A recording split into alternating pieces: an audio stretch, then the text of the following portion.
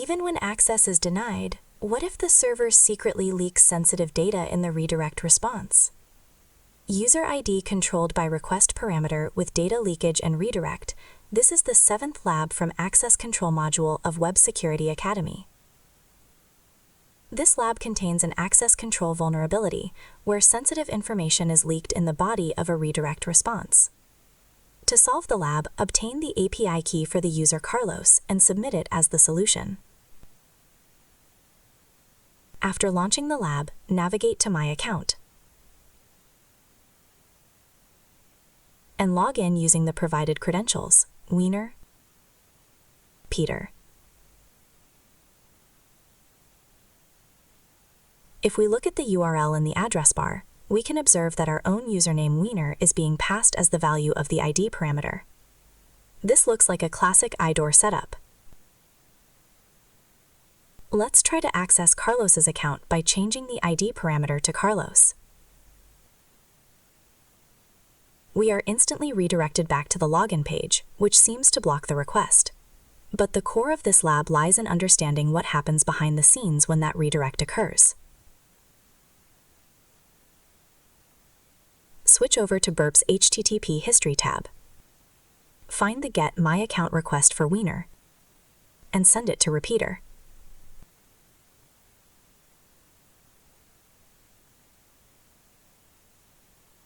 Inside Repeater, change the ID parameter from Wiener to Carlos and send the modified request. The server responds with a 302 found redirect to the login page. But look closer.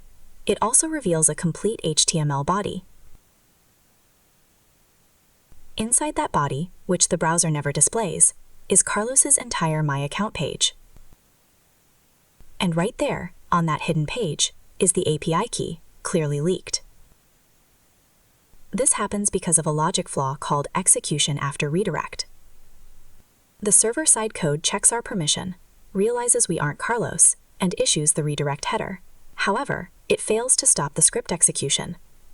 The server continues to generate the rest of the page, including the sensitive API key, and appends it to the response body. Now simply copy Carlos's API key from the response body.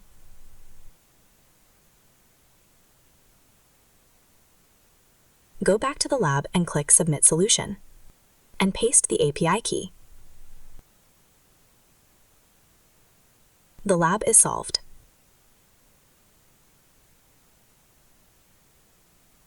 The vulnerability we exploited is a classic insecure direct object reference, along with the logic flaw, execution after redirect. Technically, what we just performed is a horizontal privilege escalation. Looking at the industry standards, this vulnerability falls under OWASP Top 10, A01, Broken Access Control. In the Common Weakness Enumeration Framework, we can map this to two specific flaws. First, CWE 639, which is an authorization bypass through a user-controlled key.